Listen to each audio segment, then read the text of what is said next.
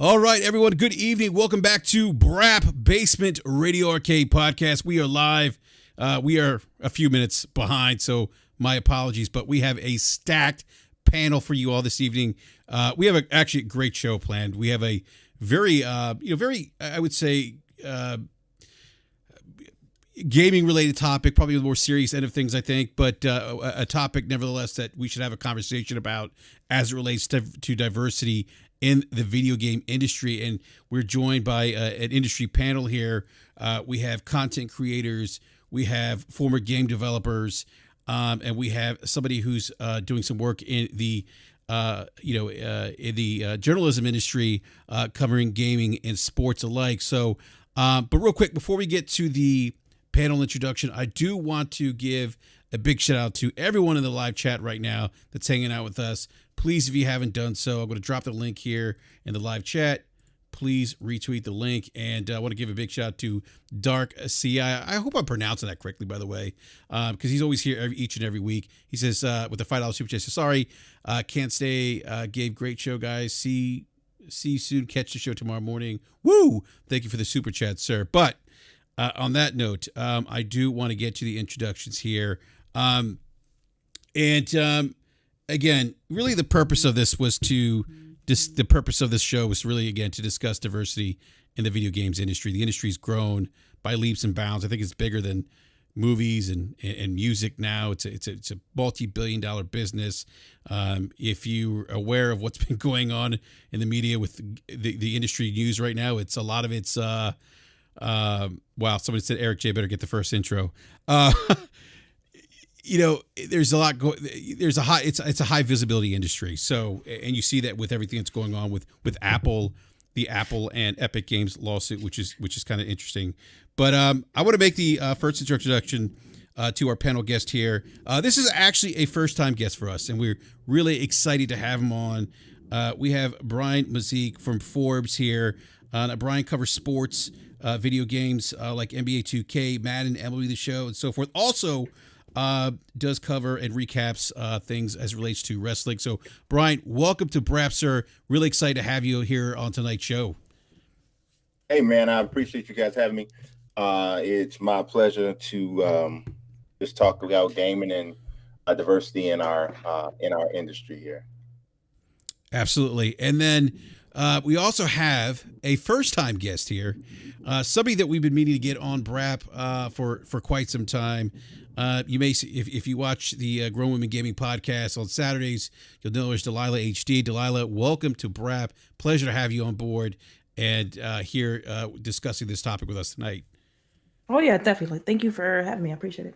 Yeah. Absolutely. And then we have a returning guest. We have the enthusiastic. I was tired when I got to the show today because I had a long day at work. This gentleman has so much energy, so positive. We have returning guest, HipHopGamer. Hip Hop, welcome back to BRAP. HipHopGamer, no stranger to danger. Number one journalist, quickly I changed the game up. BRAP, BRAP in the building. HipHopGamer, let's go, son. Let's get it popping. Hip hop, I always love the energy, man. I really do. I love it. Love it.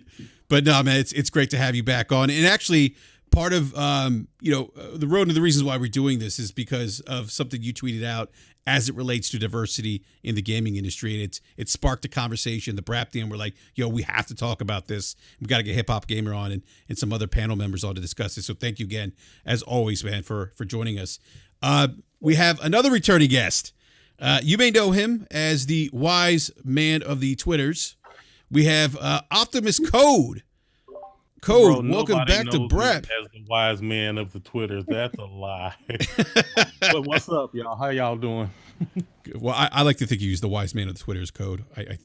On some days. And then we have my man. We got Eric Jackson in the house. What is going on, sir? I'll get you, man, with the make good intro first. I appreciate it. Hey, I'm just Shout out to you, man. Look. Respect. Okay, respect you. Oh my goodness. I'm good, man. What's going on, everybody? I'm glad we were able to get this panel together. A lot of esteemed guests.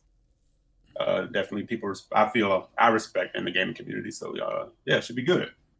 Absolutely. Absolutely. Well said. And then we got my man, B Money 101. B, how are you doing this evening?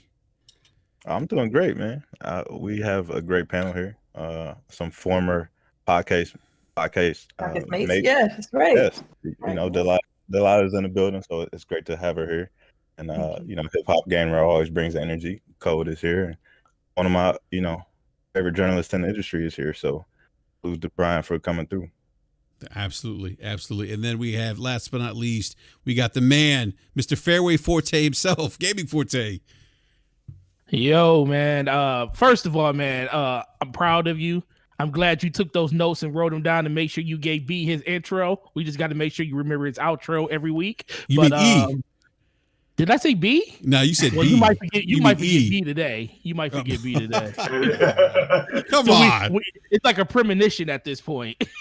Wow. No, man, but this is cool, man. I know when we were talking in Discord last week, we were like, yo, we got all of these people coming. I was like, yo, I said, this is gonna be fire. So I just hope I can keep up just like everybody else, man. It's gonna be a lot of stuff to talk about, and I'm happy to be here with all of you guys. So let's get it going. Slow-mo, where the heck you at? Late as usual. Slow-mo is Slow-mo Backslap should be here. He'll be here. He's slapping his kids to sleep right now. Yeah, go to bed. I'm late for my podcast. I just wanted to say that I actually just got up off the floor because while HipHopGamer was doing his intro, I was doing a helicopter. So I just wanted to you should have left the camera on for that. Yeah, you should have left the camera on. I gotta ease y'all in slow. I'm a first-time guest. I can't give you too much too early. Oh man, that's all or nothing here at Brown. I'm too old. You don't want to give them. You never go full video early. Oh, you gotta tease them. I got you. Yeah, that's it. Listen, man, it's okay. You can have your OnlyFans. I got you. Forte. All right. T-Rock said, it's the subscription. It's a subscription to get video on Instagram. Ooh, that's what I'm talking about. Right? Listen. See, this is a man after my own heart, man. How do you kill a troll? Just keep on going with the troll. What he saying? That's what I'm talking about. I love this dude already. Oh my goodness, that's too funny. So hip hop, man. I want to go back to a tweet that you put out about diversity in the industry, and you know what? I was looking for this tweet, I couldn't find it, and I'm like, where is it? But you had mentioned, you kind of broke down, I think, the demographics down in terms of gaming. And actually, before we get to a quick introduction to Slow-mo back, what's up, Slow-mo? Slow-mo's here now. Hey, how's it going, guys? Sorry, I'm running a little late. The kids were a little rowdy. Had to put some in a headlock, throw some over the shoulder, get them in bed, that kind of stuff. That's an age of order. Order age. Did you get the you kind of go like that, the height thing, descending order. Yeah. I was literally texting you to make sure you knew that there was a show today. So, Yeah, Forte was a little concerned. I'm always concerned, man. I need that man. That man is the backbone of this show next to everybody else that's here too. Yeah, this is true. This is true, absolutely. So now that Slow is here, we can officially kick off BRAP. I don't even know what that meant. What does that mean? He's the backbone of the show, except for everybody else. I said he's the. Now, see, listen, your old ass ears didn't hear exactly what I said. I said he's the backbone of this show, along with everyone here. So you make him feel good by also including everybody else in the very end. But if you don't pay attention close enough, you'll miss it. So you saying it's like 9 backbones of the show? I know you ain't talking Mr. Wordsmith. I be hearing what you be saying on AGS Live. I'm done. Let's move on. on. Oh my God. Thank you for that enlightenment code. But no, HipHopGamer, man, you tweeted this out. You talk about the makeup of the gaming industry, right?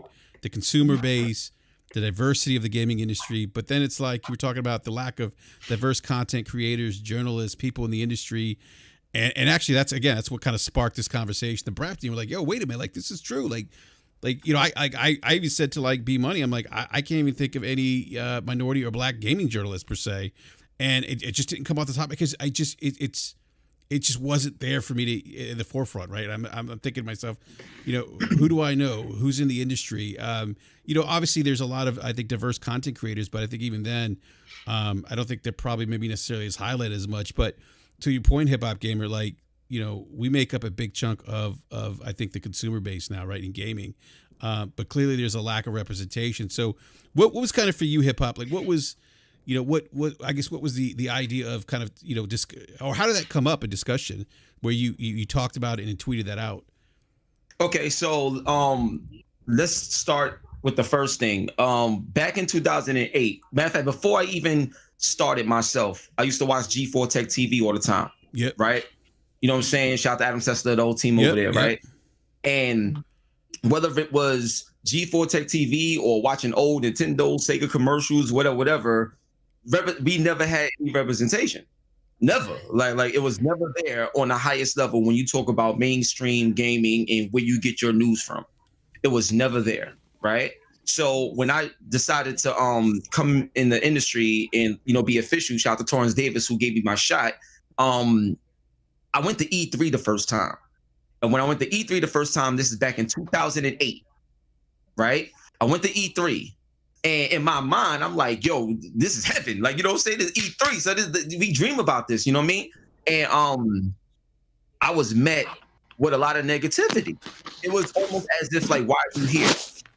You understand what I'm saying? And I was like, it was just kind of like a rude awakening, you know what I'm saying? Because I went to a IGN booth and on the meetings floor and things didn't go well. Like, over there in terms of they just looked at me like, yo, like, what are you doing here? When I just went to say hi to everybody because I'm excited. It's my first time here. And hey, yo, hip hop, that E3 you went to, how many other like people of color did you see there? Were you the only one? Not many. Like, okay. You probably count your hand out of what I saw the whole time there. Gotcha.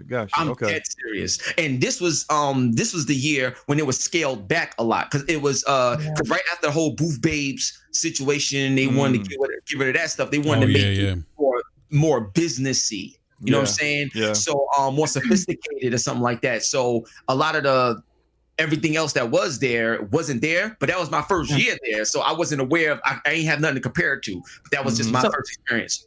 I'm sorry, go ahead. Hip-hop, but guess what? You said 2008. My first E3 was 2005. So you can imagine what it was like even then.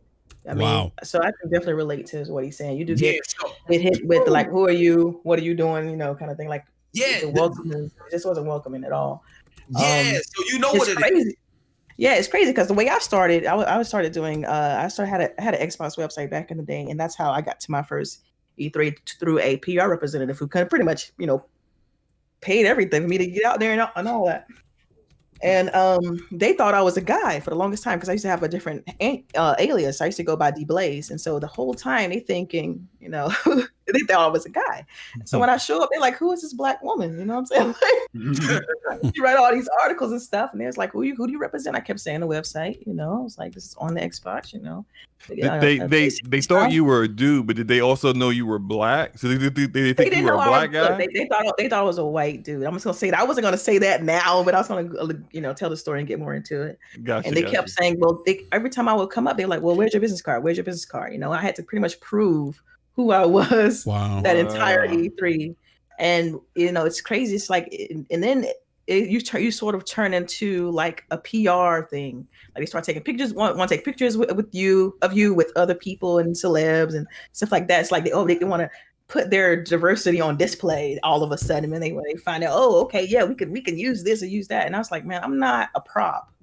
I'm here to do a job. I'm here to cover games, and talk about what's coming out and what's new, what's fresh, like every other journalist in the space, and it was crazy because after that whole experience, I love E3. I love games. I kept going like years, going forward and whatnot. And I just to a point where I transitioned into something else because I didn't want to be associated with just, with that whole feel. But so I was glad to see it when I went back, years later, like I was glad to see that had changed a little bit. So, but I'm sorry for jumping in, but I had just kind of put that out there. No, nah, it's all good. Nah, of course. Yo, come on, D. Seriously? Like, we lit. Like, what's funny? Like, that's why when I met you, I was like, he don't remember me, but I met him like a couple years ago. Like, he won't remember this, but it is what it is. You know, it was just like, wow, you know, and yeah. Sorry, go ahead. No, that's right. So, Delilah, I find that really interesting because one of my beats right now, I'm also a NBA 2K League insider. So I write for the NBA 2K League's website. And that experience that you just talked about is kind of something that I see often with the young ladies who are coming into the league now, right? So Nikita was the first. She was a part of season 2. Didn't come back for season 3. But here, season 4 is about to start in a couple weeks. And there's 2 new young ladies, DJ Lay, and then there's Ziggy Zaya. And one of the things that I recognize is that a lot of people are trying to hop on, like, as you mentioned, saying, oh, we can put our diversity on display. So they're doing all of these really contrived kind of interviews with them. And I'm like, I'm not even sure this is what she wants. You know what I'm saying? Like, it's like y'all are giving her attention in this way only because she's a lady. And I don't think ultimately that's even what she wants. I think ultimately she wants to get respect, and she wants to get attention when she shows you this is why I'm here. Y'all doing this is more self-serving than it is serving her. And it's weird though, because I get that, you know, I kind of get that feeling all the time, but it's like, as a man, I'm almost like, well, I don't want to be the one to call that out because it feels like almost like it's not that my place. It's almost like if you're a white person and you see a black person getting a certain amount of attention and love, and you know that the media is jumping all over it, trying to take advantage of the fact that, look, we got 1 black person doing this, but look, we got 2 black people doing this. It's like that. A white person, I can imagine them not feeling like it was their place to call that out, like from an advocation standpoint, not from an opposition, but from a position where you're advocating for them. Yeah, it's like, and one thing that always stood out to me is like, I didn't ever understand why they didn't ever understand that you can feel those looks. Like, you can feel their energy that they give you when you're in that space. It can be so degrading sometimes. Just, you know, especially when you're up and coming, trying to make moves in such a, like you said, in a not enough diverse like industry. Like, it's just not enough there. So yeah, people don't understand that like communication is more than just verbal. There's body language. There's your facial expression. There's how you interact with one person compared to how you interact with someone else. If you have a lot of energy and very excited to see someone else, and then you see someone and you just kind of like, almost kind of like that skit. I can't remember the 2 guys. They were on Comedy Central, but like one of them was playing Obama, and he was just like, every time he would greet someone. Key and Peele. Yeah, it's like that whole skit where you can tell like it's a joke, but it's like his energy with the black people was different than it was with the white people. It's kind of, I mean, of course, I've never been to E3, but it's like I'm listening to you guys talking. That came to my mind because it just seems like some people may see you guys and be like, oh, hey, how you doing?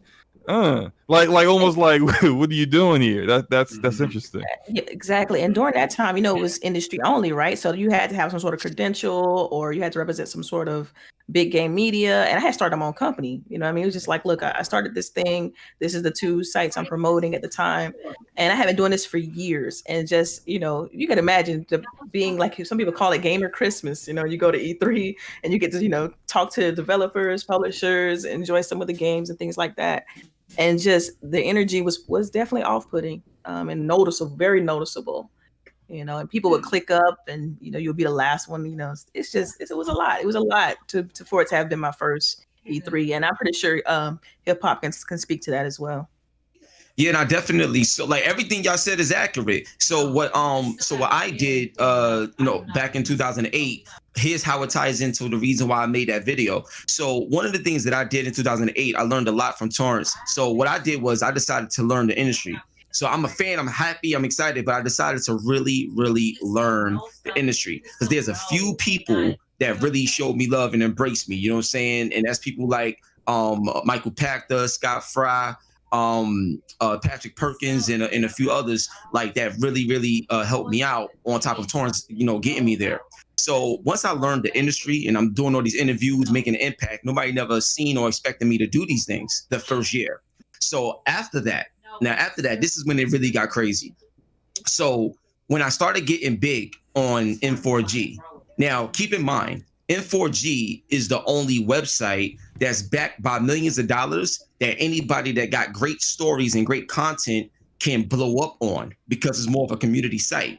Remember, if you look at IGN, GameSpot, Kotaku, GameStop, like any of these major platforms, there was never any representation of anybody Black ever. Like that was it. You know what I mean? So we never had that capital behind us to put us in that mainstream limelight when we deliver our news. Everything we had to do was independent status. So I got big on N4G, real big, consistently. And then what happened is a lot of my articles started to be taken down without reason. I'm like, what's going on? Just asking questions. Kotaku and all the other companies are starting to benefit off of stories that I broke, and then everybody else get the credit. And to prove my point, it still happens today. For example, I did an interview with Michael Pachter, right? And we was talking about the Xbox Game Pass and their money situation. And I was the one who broke the news on how the money is operated with Xbox Game Pass, right? And then the very next day, I think Jeff Keighley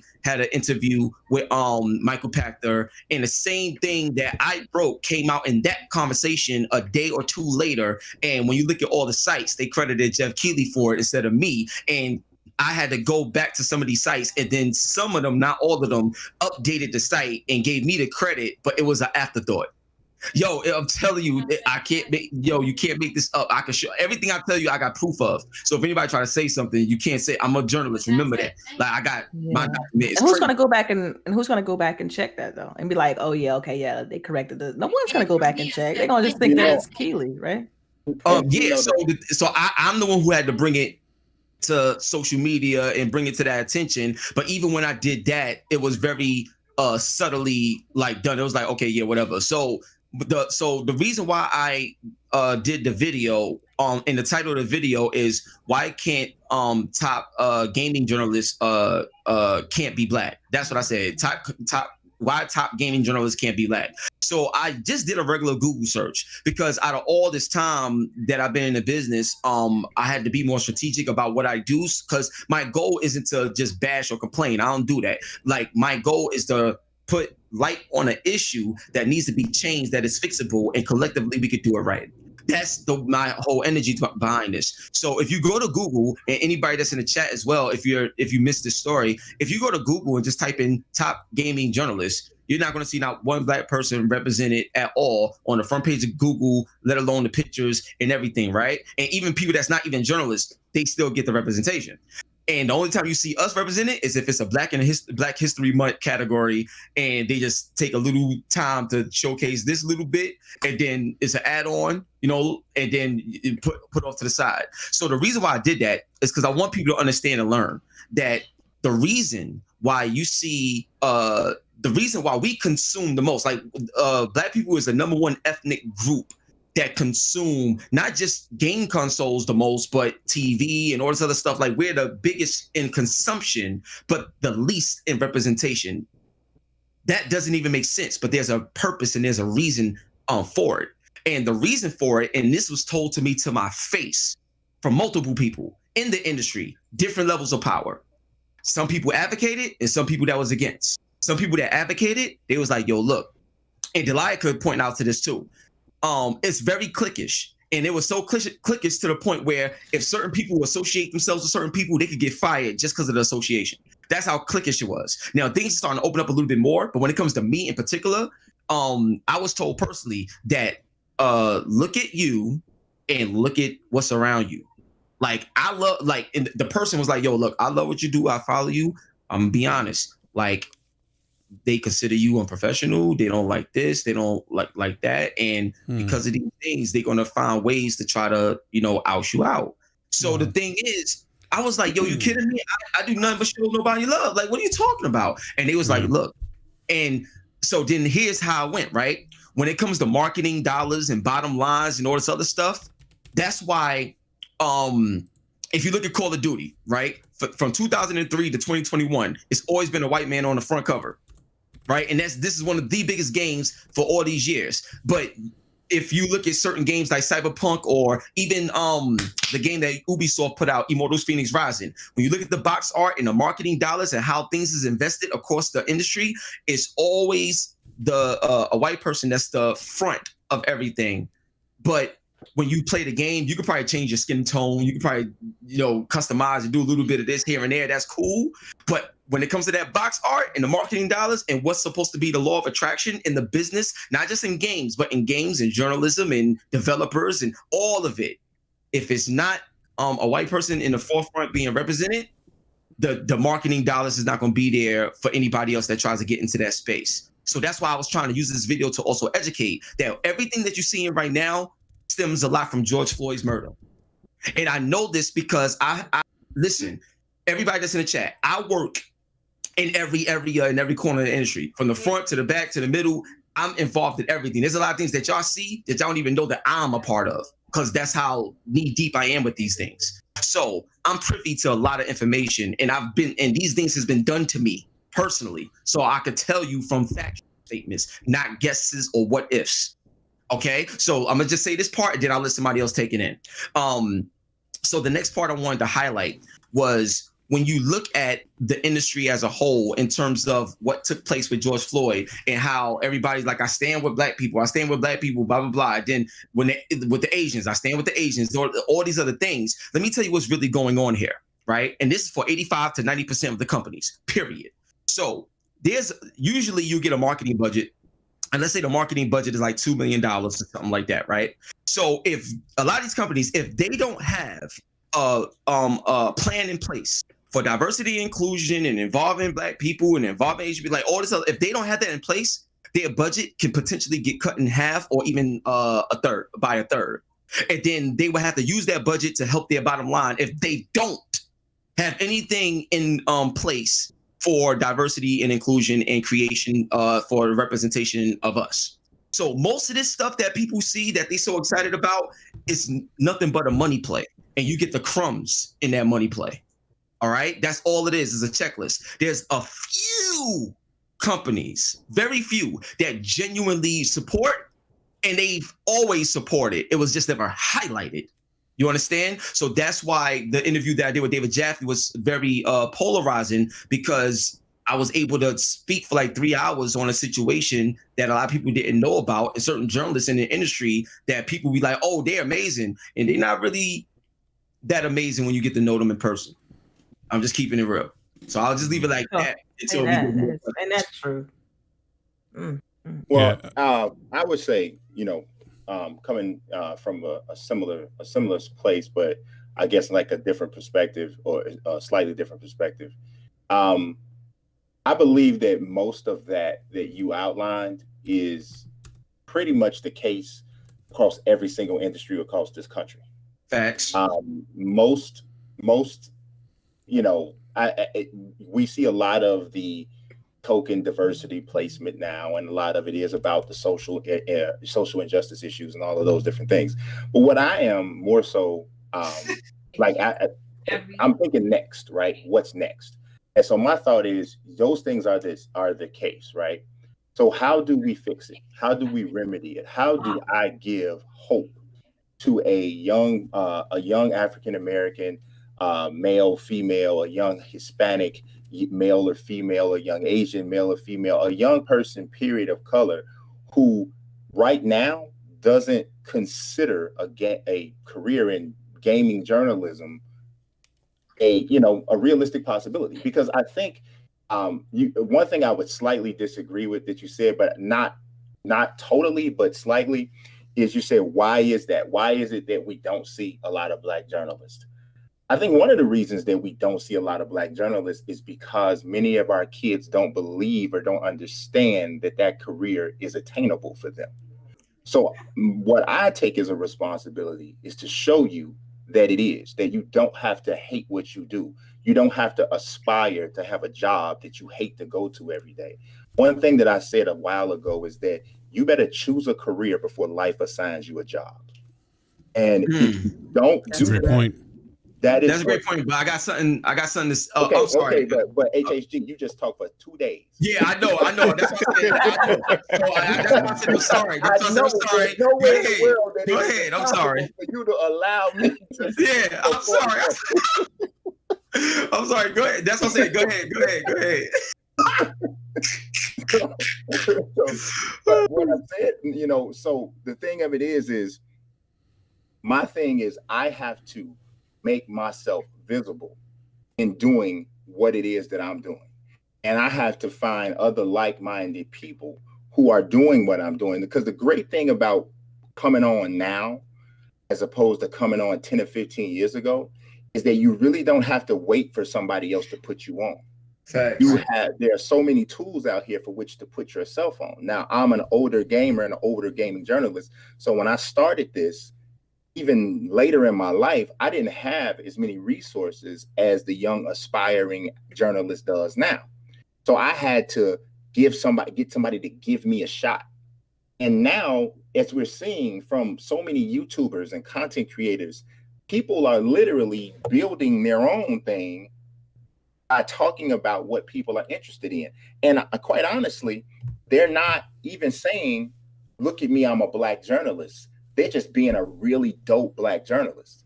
And that's just what they're doing. And yes, when that love comes for being a Black journalist, I accept it and I acknowledge it. And I tell you, absolutely, bro, here's what you got to do. This, that, and the third, this is it. This is this, and this. But the one thing I don't want to do is I don't want the predominant message that comes out of my mouth to be about how hard it was for me and how, oh my God, I went through all this, I went through all that, because in doing that, I'm not giving hope to the hopeless, because many people are not going to have the intestinal fortitude to listen to all of the hardships that I had to deal with or that I'm still dealing with and still feel like it's attainable for them. They're going to hear that and go, dang, for real, bro? I'm just going to keep on playing 2K then, bro, because, man, that's tough. And a lot, because that's how kids are. Many kids. It takes a special kid of any color to be like, that was tough. I'm going to dive into that world. You know what I'm saying? So I want to give, because real life is going to smack you in the face anyway. That's going to happen.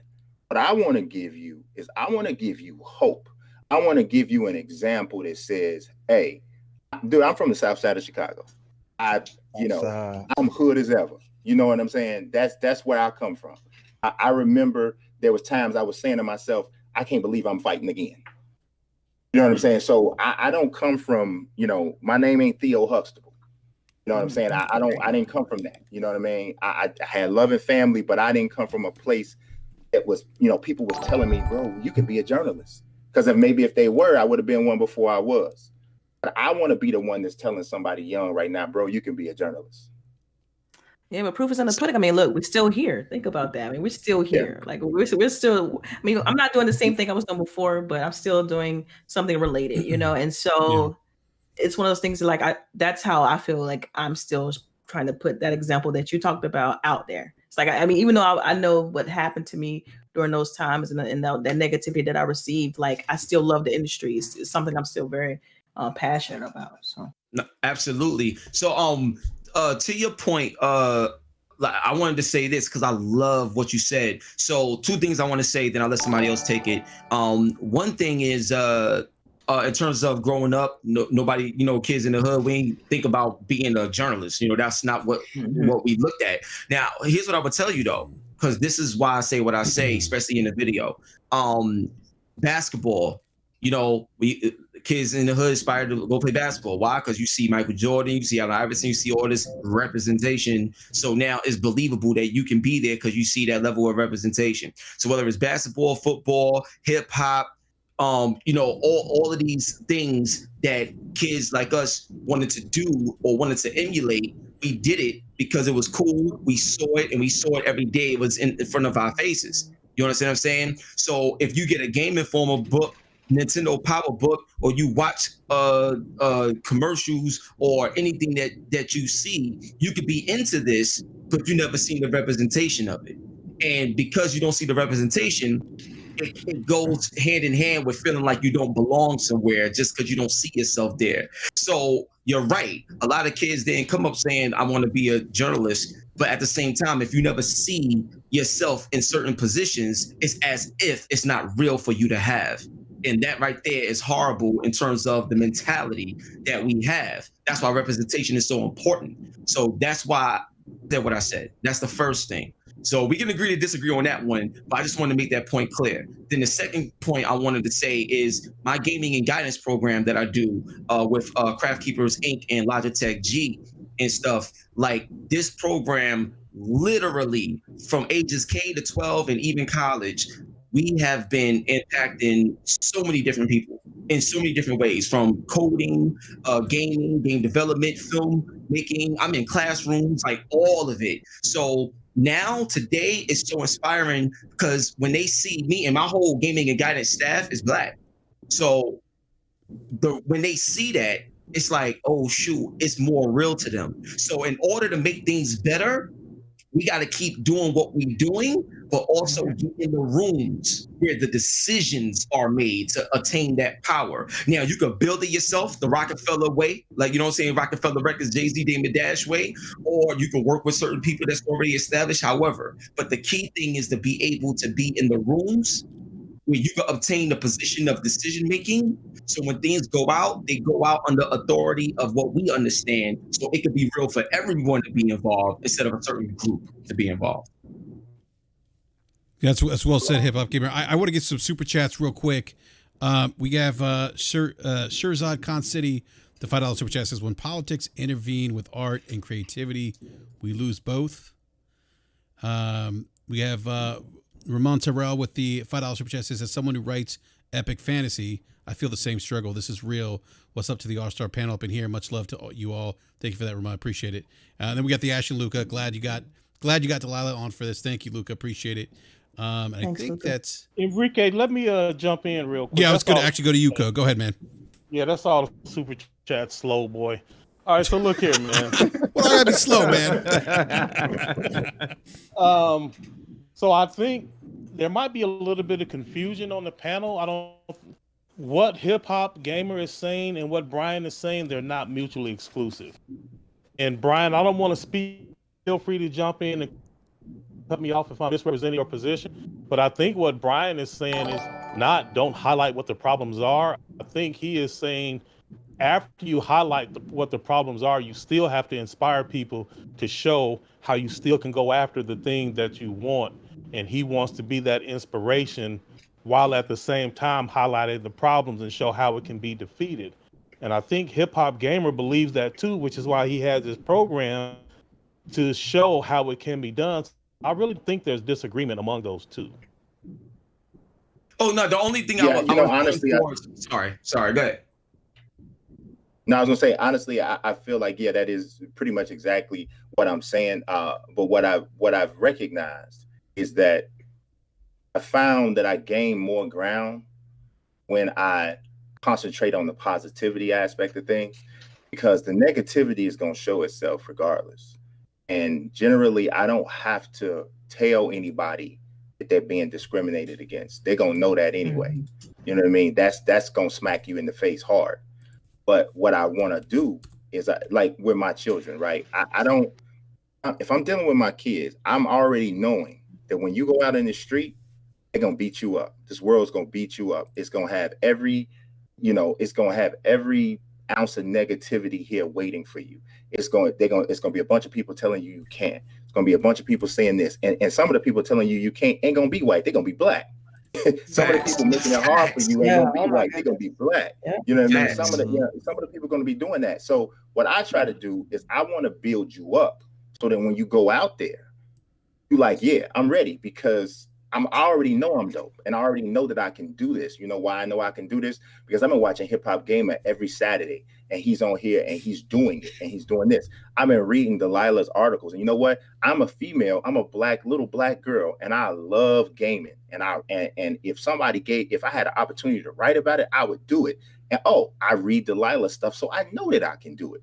And so to me, that's the role that I feel like is, I'd say, more important in pointing out the negative aspects, because telling you I can is more powerful than telling you can't. Hold up, well, I got we gotta take a break on that one. That's why B is here, man. I was 100% on that. I know I can't see you in person right now, but just know I just gave you a hug, bro. I'm like, let me give you a hug right now, man. I miss y'all, man. Like, all right, go ahead, bro. Go ahead. Now, so that's the thing, man. Because right now, man, the world is so nasty. You know what I'm saying? Yeah. The world is so negative, like for real. Like, I mean. Like, dude, like, I sit up and I get an opportunity to write articles for a living. Like, my bio says I have been blessed to make a living having the conversations that I used to have for free, and that is that is a tremendous blessing, and that is absolutely a tremendous blessing. And I don't ever one day ever want to take that for granted. And I also, not only do I not want to take it for granted, I want somebody else to feel that. You know what I'm saying? I want somebody else to get up in the morning and say, I get to talk about fill in the blank, whatever it is, the thing that you like, as long as it's legal. And, whatever it is, the thing that you like, you get to get and talk about this, and you get to feed your family or yourself with it. You know what I mean? And I just, so I just want to, for me, man, I just really want to focus, because there's so much negativity everywhere, bro. Like, everywhere. You're right. You absolutely right, bro. That's why all this negative imagery, man. Every 5 minutes, somebody's sending you a video of something horrible happening to somebody, and it's like, you know what? At this point, I don't want to see another negative incident. I want to fix it. So I don't want no more awareness videos. I want solution videos. Because I already know. That's why I already know that when I go out here and I deal with a white police officer, that it's not a good situation. Sometimes, depending on the way, because every white cop is not Derek Chauvin. You know what I'm saying? But I know that could be the case. So to be totally honest, I don't think I need to see another one of them videos. And quite honestly, I don't think white people need to see another one of those videos, because at this point, if you don't think that that's real, then it's because you don't want to. So it's not an awareness thing anymore. You just don't want to feel that way. So now let our next videos be about how we going to fix this. How is this going to change? And you know what? I'm not even interested in changing people's heart. That's God's job. What I'm interested in is making sure that you respect me. And how do I make sure you respect me? I got to impact your money, because you love that more than you love me. No, Brian, hold, Brian. I was with you until that. Say that again. You got to beat these games before you review them, sir. I'm just. Oh my gosh. Coach bringing up the gaming reviews and people not beating games and reviewing them. Oh my gosh. I was just playing, Brian. I was just playing, man. This is great. Going in and out. Yo, Brian. Brian, Delilah as well. Like, at some point, man, I gotta have y'all as guests, like, on the show as well, and bring y'all on to Hot 97 to have a conversation and speak about some things, because I just think it'd be dope to expand on all of that. That's one. And two, with the gaming and guidance program that I have, there's other things that I do with it, but I think that listening to you speak on what you just said in terms of, the change of hearts, and that's God's job, and just everything that you was preaching. What I wanted to ask, and I know this is your show, BRAP. I'm sorry. I just wanted to ask this. I just wanted to ask this is, within the NBA 2K League, and when you talked about DJ Lay and the females earlier, what's some of the things do you like when you see these things? What's some of the things or words of advice that you tell the ladies in the 2K League, so that we can continue to streamline this message of we know what was, we know what we've gone through, but here's the solution. Here's the solution. Here's the solution. What's some of the things you're doing right now to put those things in place, bro? But to be honest, man, I really don't think that I am in a position to advise somebody feeling something that I can't never feel. I'm not a woman, so I don't know what that's like. You know what I'm saying? And I would feel almost out of place telling her, okay, girl, this is what you really need to do. How do I know? I'm not you know what I'm saying? Like I've been a victim of discrimination, but hers is different. You know what I mean? Somebody's telling her that because she's a girl, she can't play, you know, or they're expecting her not to be as good at a video game than a dude. And it's, you know, I would almost feel like giving her some advice would be almost like a white person telling me how to keep my head down and not make no noise in a room full of white people. That's almost how that would feel to me. You know what I mean? So what I would do is I would just treat her the same way I treat every other gamer.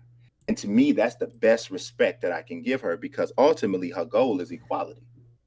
Right. Okay. I just wanted to pick your brain on that because I love I love your point of view on things as well. So I just want to get your point of view. Yeah. I wanted to throw something in. I've had the opportunity or the privilege to spend multiple days in a room with HipHopGamer at different events. Right. So I think the first time I met him was at a Bellator NYC event. Yep. And then there's another time we hung out for a minute at a 2K event. It was him and his lady. We sat there. We had lunch together. He argued at me about why Eminem was the greatest rapper of all time. Oh, no. No, he didn't. No, he did not. No, he didn't. Was that really a conversation? Hold it. Whoa. Pause the screen. Pause the conversation. Whoa. On that list. Eminem is that dude. Let's go. But anyway, the entire rap god at me. Yeah, rap god alone. Like I had never heard it before, right? So he Oh gave me my the God. But what I was getting into, what I was switching to diversity hip hop. Let's go. How do you what really? What I was gonna say is you have to. HipHopGamer is a really special individual. And I was just telling my son this last night because he saw who was gonna be here. He said, "Who is HipHopGamer?" And I'm not gonna share everything that he's mentioned to me in a conversation, but he has been through things and has experienced certain stuff that makes him a completely just if I don't know how much of it he shared, but I literally sat across the table and I marveled at this dude's strength and his fortitude and his resilience, because much of what he has dealt with and overcome is things that would have ended many people. So well, hold on, Brian. I think what's important is that HipHopGamer said he wanted you and Delilah on his show, but he don't want Enrique on the show. We need to focus on that. Listen, man. We ain't trying to. We ain't trying to bring smoke Enrique's way, sir. He done had a Steven Jackson, Matt Barnes moment. Right. All the smoke, man. All the smoke. I'm still thinking about the whole Eminem debate. That's still in my mind right now. I don't get that. Yeah, I asked him, had he ever heard of Rakim before, but I guess he had not. Of course. Yo, listen, hold on. Rakim, just to say this real quick, Rakim is the God MC. I get it. But one of the problems that I have, not just with hip-hop, here we go. Not just with hip-hop, but with anything, people act like people can't get better than what you had before.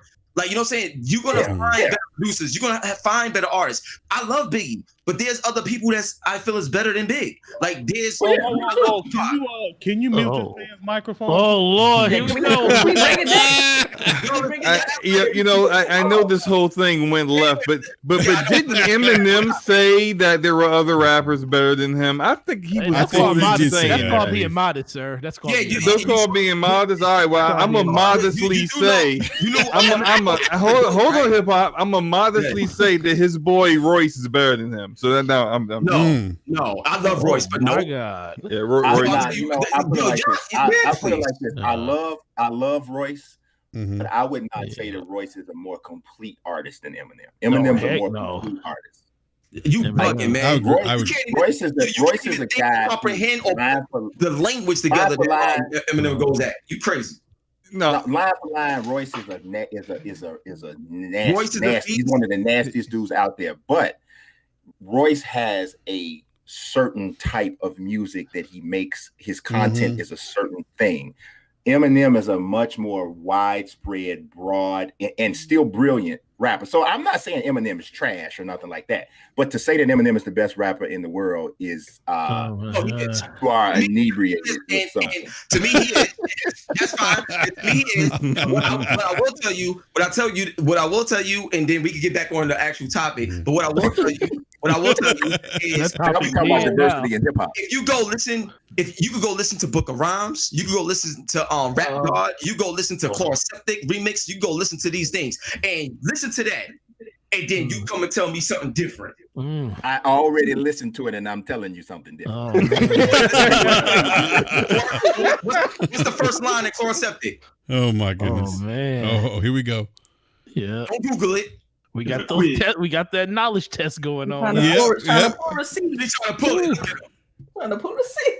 Oh man! All right, hey, real quick. Let's put it back. Well, while he's doing that, we got a super chat. Yeah, let's get some super chats and we'll get back to but before that super chat, Blade X in the chat, you about to get timed out for saying Drake at all. Okay, like you can't do that. Even name him in this conversation. That's anybody that don't write all their stuff. If you don't write all your stuff, you're not listed. Period. Oh my God! So why don't you just bring up Lil Zane? We brought up Drake. I mean, yeah, right? Yeah. Slow-mo, let that conversation die. Slow-mo. I love Drake, but no. Let's get the super chat. Let's get these super chats and get back to the topic at hand here. But let's go. Yeah, we got Lady Foxfire with the $2 super chat says, great conversation, everyone. We got Royal Boyle 78 with the $5 super chat says, yo, BRAP. What's good, brother? And look at the star-studded panel. Look at my city's own HipHopGamer in here. And we got Lady Infamous again, or Lady Infamous 415 with the $5 super chat says diversity is important in all aspects of video games. And if people don't understand that, then they are the problem. Love you, Delilah. So thank you for the super chats. Yeah, thank you for the super chats, everyone. But yeah, I did want to go back to kind of the diversity issue and some really great points across the board here. But it's interesting, and I think about like diversity, not just diversity in terms of developers in the industry. I know Code, you and I've kind of talked behind the scenes about what that's like, and diversity in gaming journalism and within content creators. But we've seen a more of a movement more recently, or at least on the development side with video games of inclusiveness and diversity and inclusiveness, right? Where if you guys remember the panel, if you remember Battlefield, what was it, Battlefield 5 in 2018? Right. Where they had that female protagonist, and people were upset about that. And she ran the gambit, lost the limb and everything. Yeah, and inclusion is a threat. That's the problem. They see it as a threat to their space, which it isn't. And so it's unfortunate. I do remember that though. It is. It was wild for me. It never even crossed my mind. Right. I'm like, okay, female protagonist. Okay. It is what it is. Like I saw people getting upset about, I forget her name now. Gears. Kate. Is it Kate? Kate. It's Kate. Yeah, Kate. Thank you. People there were some people that are like, don't put your politics in my gaming. I'm like, what? How? I don't like. I see stuff like this. As if gamers don't pay taxes or have or care about politics. Like that's the thing. We're all human. We all care about these things as well. Game is of course our outlet, but we definitely have our opinions on these things too. I mean, especially when it comes to America, like as a taxpaying citizen, I care, and so if I can say anything that can help improve things, I'm going to say that. Yeah, no doubt. And I use the Battlefield thing because that was the one that really, the example of Battlefield 5, because that's the one that really kind of just like made my eyes kind of pop out my head a little bit, where fans were a little bit upset over the inclusion of female characters, and they didn't even understand the historical context here that there actually were women that fought in World War II. Like it's not something that EA said, okay, we're just going to put female characters in for the sake of it, because I saw people saying, oh, it's not historically accurate, and that wasn't even true itself. But then just to see some of the backlash of people are you trying to be political, I don't want your political correctness in games. And I've never been one to understand that mindset personally. I don't think that, having diverse characters is a bad thing. And I just don't get that mindset. I never have. And I like that kind of direction or the inclusiveness that we're seeing in terms of different types of protagonists in video games. I'm a Latino male. I would like to see more Latino male characters as protagonists. I would like to see more female leads as protagonists. I just don't understand why it bothers people so much. I think from the developer side of things, I'm not a dev, so I can't really speak on it. But I can speak on things that I've seen developers say. And for example, the one developer, I can't remember his name, forgive me, but he was the lead writer for Days Gone. And he did an interview with David Jaffe. John Garvin. Asking, John Garvin. John Garvin. And they spoke about some of the backlash that Days Gone got about diversity, and he spoke on how and Returnal's getting a little bit of that right now too, by the way. Yeah, and he was talking about how he wanted to include more black characters, but him being a white guy from Oregon, he didn't know how to write for them. And I was listening to that, and I was saying to myself, then, like, you're not the only writer here. You have a narrative team. Why didn't you seek out to hire someone of color? You're asking him to give up his job at that point. Like, if you think about what you're asking, I mean, of course, you're asking someone to replace themselves. When you say it that way, like, well, then find someone, No. I don't mean, hey, take a step back and let someone else come in, but because I mean, I don't know Sony Ben's entire structure of their organization. Is it just literally just one dude writing the story, or is it a team of people? Because if you think of I think John Garvin was the only person who wrote that story, because there was actually backlash about that when when the game released. Oh, wow. Okay, all right. Well, maybe that was a bad example, but I know there are other developers that have they got development teams, narrative teams, and so one person may be writing an entire side quest. Another person, like the lead writer, is the person that handles the plot point from beginning to end.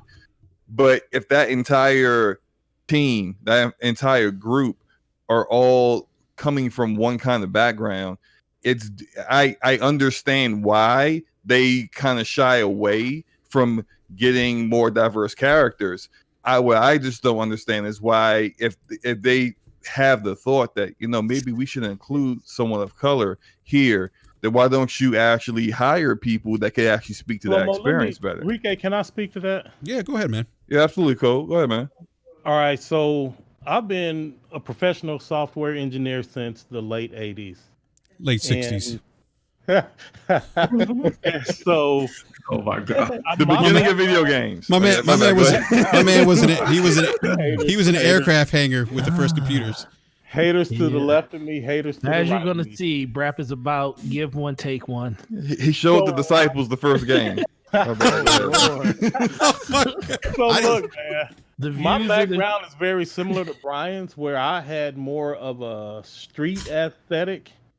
And it just I stumbled into computers because I wanted to make video games, and I was like, what is the name of that job? And nobody could tell me, and no one knew what it was. And so I just started finding my own way because I wanted to make my own video game. And what that did was leave me with a skill set that was really rare, especially for back then. Even white people didn't have the skill set that I had, and especially black people, and especially black people from where I was from. It didn't match. It didn't connect at all. And so what ended up happening was my skill set put me in situations that I was not culturally prepared for. And they weren't either. And there was a lot of mistakes that I made because my cultural background, especially being so street heavy, did not match the new circles that I was running in. And I made mistakes, they made mistakes, but what ended up happening was my skill set was so valuable that they were willing to be very patient and determined to make this work. Years and years later, I understand now like they call it professionalism these days, like the whole code switching and like all that stuff. But I understand now why it was so rough for them and me to work together, because when you hire someone, like they hired me as a programmer, they don't get just my programming skills. When you hire someone, you get the whole person, not just the piece of them that you want. And so what happened is very similar to what Brian said, is that I ended up being, once I was like successful, a lot of parents, a lot of different people, boys club, girls club, like before COVID hit, I was constantly like talking to like misguided youth about there's another way, like the street enterprises are not the only way. Here's an example. Here are things you can do. But it was really rare to find someone like me back then. And I agree with Brian. The goal now is to try to create more people so I'm not such an anomaly in that space.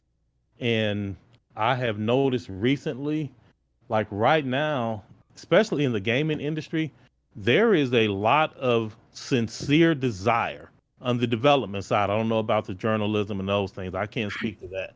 But as far as game development itself, there is a desire to hire a multicultural team. Right. And I get requests often, like not like every week, but often people that I know that are still in the industry reach out to me. It's like, hey, do you know anybody that would like this position? Like before we make this public, here's this posting. Do you know anybody? And one of the things I run into, which is why what Brian said really resonated with me, is I have been shown $100,000 a year postings where they specifically would like to interview a Black candidate. And even with all the years I have in development, there's nobody that I could recommend because the person just doesn't exist. And they don't exist, or they gave up. Because I know as far as like the development design community and the circles that I've been in, it's just like I know tons of people that tried it and just they didn't take the tension. You know what I mean? Because there's a lot of tension. Right. There are different reasons. I agree, Delilah. There are different reasons why, but the end result is like Slow-Mo, your request, just go get a Black writer. That's easier said than done. And then like, especially like Black programmers and like Delilah saying, you know, different reasons why people tried it and maybe, you know, they left, they exited early, or who knows why. There are a bunch of different reasons. But again, that's why what Brian said really resonated with me, because we need certain people that have made it to be given back and showing, hey, this can be done and here's how. And like, she's like, don't give up. They can look at her strength and what she went through and where she's at now and what she's accomplished to help set the example for the next person. Because I know for a fact that they are trying to be more inclusive with like the hiring. But at the end of the day, if it doesn't exist, you can't hire a person for that position. So our work is to make sure we're helping develop that talent. So you're saying, like, basically, to break it down, what you're saying is there just aren't enough of us in this space in order to fill those roles. Exactly. Right? Well, yeah, more or less. I'm not saying that exactly, but very close, Slow-Mo. I'm saying the idea of just go hire a Black writer, it might not be as easy as you think. And we got people like Ramon Terrell, they offering like, hey, we got a writer's position. I'm like, dude, apply for this. The first thing he tweeted me was like, man, I don't know. I'm like, oh my God, dude, apply for the job. So I think he's going to apply. He's written some fantasy stuff. I actually started reading one of his books. He didn't know it, but I started reading one of his books. Yeah, big shout out to there's opportunity there. Yeah, so we just have to make sure that these people are taking advantage of opportunities and we are inspiring them when we can. Yeah. Can I say? Oh, sorry. No, go ahead, man. Can you guys hear me? Yeah. Mm-hmm. Oh, there we go. My mic was there. So my mic was there for a second. I actually just rapped the entire chloroseptic and y'all didn't hear it, but it's okay. Oh my God. Oh my God. I love it. Right? You got to do something that they do to the helicopter. You know what I'm saying? And also Godzilla. Listen to Godzilla, his verse on Godzilla. But anyway, rest in peace to Juice WRLD. So here's what I would say though, right? to your point. And this right here, I'm throwing this out there because I'm actually thinking as I'm asking this question. But what AAA game or AAA franchise that's out there that was written by a black writer in the gaming industry? Seriously, like I don't know. Name a black writer. I don't think there is one. Yeah. The thing is, okay. So sorry. I was saying African Americans in the gaming development industry, like it's only 2%. So for you to asking that question, you're gonna likely get there. No one knows because it's such a small. Exactly. So this goes to the point when what's the name was saying just apply for the job, just apply for a job, and somebody saying I don't know. But if you got a kid that let's say he's sitting at home and he rapping like, yo, I want to make it, or they real nice in basketball and trying to make it to the league, it's more real to them that they can actually do those things and achieve those things based on the representation once again that I see, as opposed to his energy being, I don't know if I should apply, I don't know, because they look at it more of as a waste of time, thinking that they would even get a shot or a fair shot at it when they could spend more time on something that's more realistic to them, that they would actually get in certain doors. So that's sure. Even though that might be true, you can't let that stop you, though. Like you're right. No, you're right. You can't let that stop you. But at the same time, not like Brian was saying earlier, not everybody is built with the same mentality as certain others. Exactly. So that's why we're there. That's why you're there, and the thing exactly. that you're doing. But it's also about actually showing kids what is available to you. I thought I brought this up actually a little while ago, not tonight, but like on another show. But I'm a network engineer. That's what I do for a living. I kind of transitioned into this over time. When I was a kid, none of the classes or anything that I could do to learn to figure out what any of this was even about was even available to me in high school. I remember back like maybe about 4 or 5 years ago, had an intern, brilliant kid, white kid, but brilliant kid, great guy too. And he's actually transitioned into the gaming industry at this point. But us working in a different field, he's an intern. And I asked him, did he know how to do a certain thing? He said, yo, yeah, I know how to do that. He's like, yeah, I learned that in high school. And it kind of took me a moment to just recognize, man. Like, wait, you learned this in high school? That's real. He's like, yeah. We had classes like this in high school. Like he's saying this to me, like, real, what's the big deal? And I'm saying that, looking at him like that's a big deal because my computer class in high school was like, here's the internet. These are computers. Dude, this is what a URL is.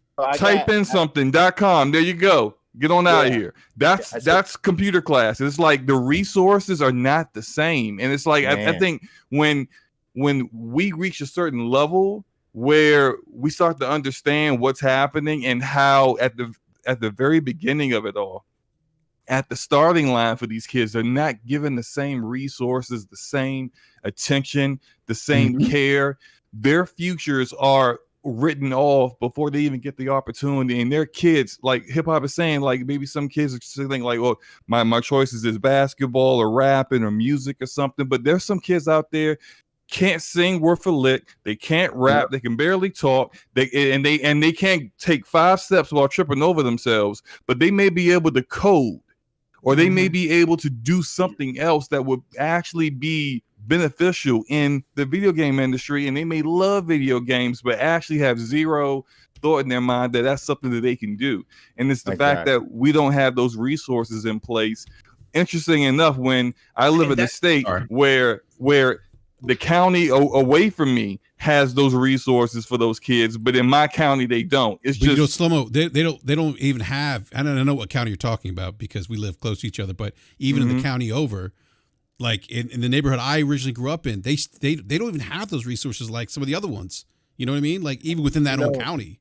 Yeah. Guys, you guys have said several things that I had a thought about. Going back to something that Slow-Mo said a point before this. So it's a few things that I wanted to respond about. you were saying that Days Gone writer said that, well, I don't know how to write for a black character. Now, I feel like one of the biggest issues in that is that, well, what do you think that looks like?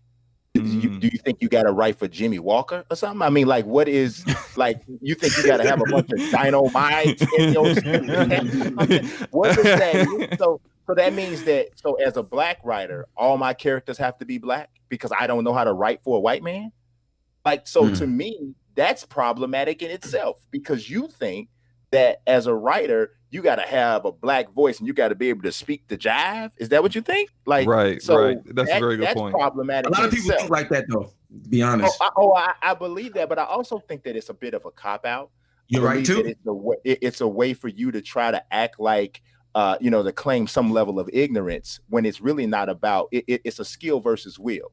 It's not a matter of you don't have the skill to do it. You don't have the will to do it. Yeah. So to me, I think that's more of what that is. And you're looking for a safe way to not say, I don't want to write about a black dude. I'm not interested in that. None of my heroes are black, but the ones in Days Gone ain't going to be either. I like Brian, that. I love that. In there because I think what you're saying is true. Obviously, I know what you're saying is true, but I think in this particular case, I think that how can I put this? I think that there is some fear with the whole cancel culture thing that I think people are less willing to take certain risks. Yeah. Because if they fail, the cost of failure is so high. It's like playing Returnal. And so it's like I don't know, man. Playing Returnal is a whole nother thing. Yep. Love the game, but can't stand that dying stuff. Yeah, go ahead, Code. Finish your point, man. So, No, how do I you? was done. I know I heard the examples that you all gave. So, how do you feel about, in that case? Like, we had Watch Dogs 2. Was it Watch Dogs 2? Yeah. Watch Dogs 2. Yeah, it was Watch Dogs 2. And Remember Me. So in some instances, you got and we got Miles Morales too. Miles Morales. So yeah, I mean, and Forspoken is coming out next year. Forspoken has a black female lead. Yeah. And I'm gonna tell you something. Writing for a black character in a video game is not that much different than writing for a black character in a comic book. And I personally know a good friend of mine is a comic book writer and an illustrator, Nelson Blake II. He draws Luke Cage. Absolutely, he's a genius. He draws for Luke Cage. He drew several costumes in Miles Morales, and he's both black and Hispanic. And one of his best friends is a writer named Brian, who is a comic book writer. So I think there is some representation out there, and I think the skill set is different. I mean, it's the same. Honestly, I think that a lot of what, I think it was Slow Mo that just said this. He was like, a lot of the kids are learning some of these skills, and more importantly than learning the skills, they're getting their passions catered to earlier in life than our kids are getting. So, like, I was looking, one of the kids, you look at a high school, you wanna see how quick, a good judge of how much a child's passions are being catered to early on, and some of their potential careers are getting catered to. Look at what the special interest or the electives are in a high school. Smaller schools in urban areas, their electives are things like shop, wood shop. If they even have that, like, so CVS is like the biggest vocational school on the south side of Chicago, right? They're gonna tell you how to fix a car. They're gonna tell you how to build a desk. And I'm not saying there's nothing wrong with any of that stuff, right? Because that's dope. We all need a desk. We all need our car fixed. But the demographic of the school, unfortunately, they're limiting what they're playing into that you might want to do. Oh, and you best believe you're gonna have a killer music program. You best believe that. So, but if I go to Lane Tech on the north side, oh man, they're gonna teach you how to build a new level on Fortnite. They're gonna teach you all of this stuff. You're gonna be able to learn, and they're gonna cater to that. So again, those things are what's wrong. I think what's right is, and what's the fix is, people like us and other people who are, you know, like I said, like-minded, saying, you know what, here's a deficit in communities, and what we're going to do is we're going to start something that's, African Americans in gaming, or soul gaming, or something to that effect. And don't nobody steal my names right now. Black said and you start got our own names, right? And so you essentially start this situation, and you every week or 5 to 7 days a week, you're doing content that is showing kids. And honestly, we saying, well, how do you get out in front of them? Well, YouTube is the largest search engine in the world at this point. You know, so if you bring, it's almost like the Field of Dreams thing. If you build it, they will come. Mm-hmm. So if you start to build this content, if you start to be consistently posting this content, and make a point of having faces on here, make a point of people showing themselves in the video doing their craft. And kids are smart, man. They get it, and that imagery speaks to them. Mm-hmm. That imagery speaks to them. And they start knowing, and without even understanding, they start to emulate the stuff that they see. They emulate all of the negativity. Like, we gonna have somebody with a gemstone in their forehead shortly because Lil Uzi did it. You know, or whoever I forget which one of these dudes. Yeah, I know you're talking about, but yeah, no, you're absolutely right. You know what I'm saying? So, you know what I mean? You know, you have to put it out there, though, man. You know what I'm saying? You got to put it out there. So that's just my whole goal, man. And quite honestly, when this invitation was sent to me, that's what made me say I wanted to do it. I made me say I want to do it because I was like, I want somebody to see this. It's like, man, I never even thought about that before. Like, I was just talking to my niece, and my niece is a tutor right now for math, and she hates it. She's doing it remotely. And, you know, she got little kids closing the laptop on her. She got the whole story. Like, my daughter probably one of them. You know what I'm saying? She got it going on, right? But she's a sociology major. She just graduated from Northwestern with a sociology degree. And she's one of them people who just talking to her is pleasant. She's just always pleasant. And I'm like, ma'am, you need to be on YouTube taking these different sociological terms and theories and marrying them to current events. I'm like, all you doing is doing exactly what you're passionate about and making it relevant to people. And you're going to be teaching them your craft and making yourself an expert all at the same time. And this is your thing that you're building, and you're setting this example by doing it. Like, I'm telling you, man, if you give me 30 minutes in a room with anybody, I'm going to give you a YouTube channel. You're going to get one based off of whatever it is you love. And to me, man, it's just about introducing things to people, introducing avenues to people about what it is that they're already passionate about. Okay. Wow. Well, that's real, man. I'm gonna tell you like this, bro. Nowadays, growing up, back in the day, you know, it used to be, I want to be a firefighter, I want to be a police officer, a doctor, a lawyer, or something. Now it's like, I want to be the biggest person on TikTok. I want my own YouTube channel. I want to make my own game. I want to build a game in Roblox. And it's just, my thing is, you know, Brian's right. The imagery plays a major role. So going back to the video, you know, when I made it and just bringing a highlight to it, it's unfortunate because I see the same pattern over and over again. Like, the moment you get to a certain point, they want to create a scenario where you ever heard the term where you wish people appreciated Black people like how they appreciate Black culture?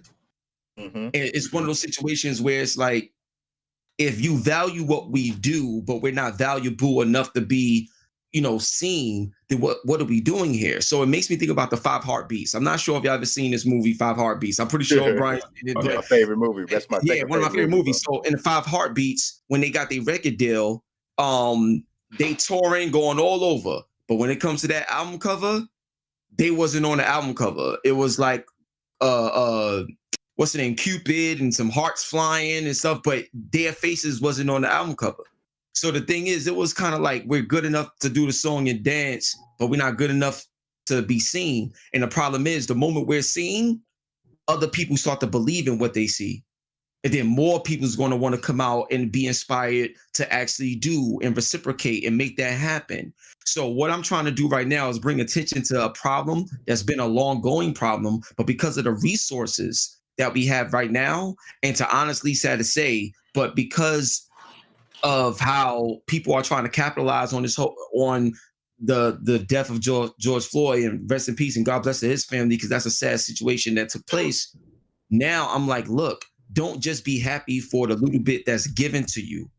Utilize these opportunities to really pay attention, see what's going on, educate yourself on everything. Like educate yourself on the businesses that control what you see. Because if you go to top gaming journalists right now on Google right now, you'll see that Prowly is one of the main companies that has a database of game journalists, and the team there, all this stuff is paid for and is backed by a company called SEMrush. So the thing is, there's so many levels to this where you got people in a position of power that have a lot of funding that don't know nothing about gaming, the game culture, don't do research, don't know nothing. So when they type in top gaming journalists, or they like, look, just find me something, or just find me somebody, or whatever, that's what's going to come up. And once again, the cycle continues where we don't exist in one area, yet we consume the most out of the same thing that we're passionate about. So just educate ourselves and be the change we want to see. That's what I would say to that. No, that's a great point, man. And, Delilah, I've been reading the live chat. It's been some dialogue back and forth here in the live chat. And Delilah, you brought up something I thought was interesting. And I think what I was kind of thinking about when we started talking about, diversity in actually video games. And you said, I don't understand how and why people see diversity as a threat or approach it with negativity. And it takes me back, I think, something Brian said about maybe the polarization of this country right now, or how seemingly things seem to be a little divided, I guess. I shouldn't say I guess. They are, I think, very much that way. That every time we talk about, or I've talked about diversity, and it's been interesting. I've even seen this come up with people that I've known for years. I'm kind of like, wait a minute, like, why do you feel threatened by it, or why do you see it as a negativity? And I just wish that perception of diversity would change, because in reality, humanity itself is diverse anyway, right? We have diverse backgrounds, diverse cultures. Why not celebrate those things? Why is it looked frowned upon when we talk about diversity and inclusiveness in whatever form of entertainment or life or whatever? I don't understand it. I don't understand it. And it's and the more I think we see, and I love seeing, we've seen LGBTQ representation in gaming.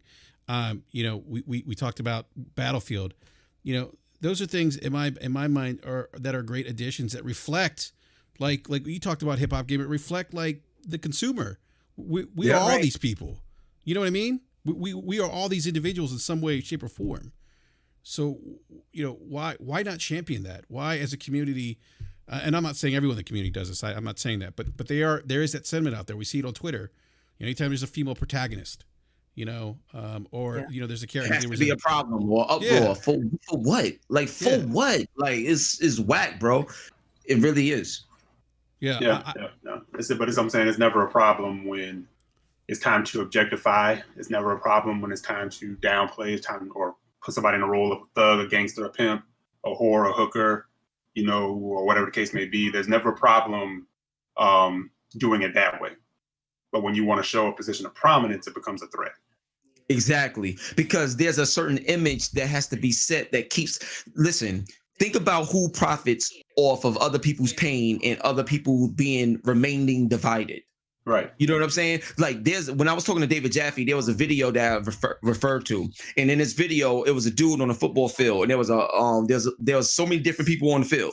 So the guy was asking questions in terms of like, did you grow up in a house where both your parents was present and stuff like that? If you did, take 4 steps forward. And if you grew up and you never had to worry about where your next meal was going to come from, take a few steps forward. If you grew up in like all these other things, and then you start to really look at people's lives and where their starting point is and where other people's starting point is, it's like, if these things will benefit my bottom line, my outcome, then, oh well, because it benefits me. It's a selfish, greedy way of being.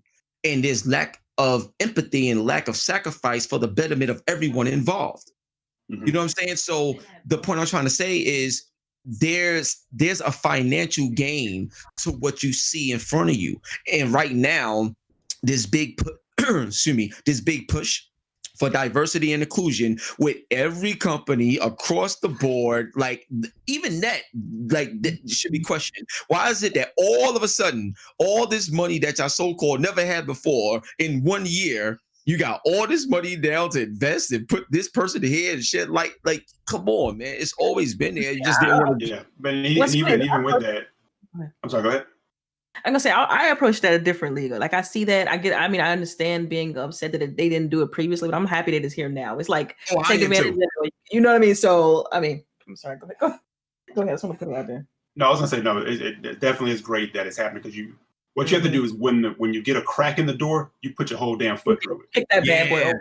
Yeah, kick it open. You'd be like, you are not closing this door. And the thing is, because what they do, they'll crack the door open, and then they'll say, but we got to play it safe. We have to pick the ones who we feel who fit into a non-threatening bubble, right? You can't have your hair a certain way. You can't speak a certain way. It's like what hip hop said when we first started. You know, people saw, you'll never climb here because people feel threatened by how you handle yourself or how you carry yourself, or your enthusiasm alone is threatening. Yeah, and I can't believe you just said that. I can't believe you just said that.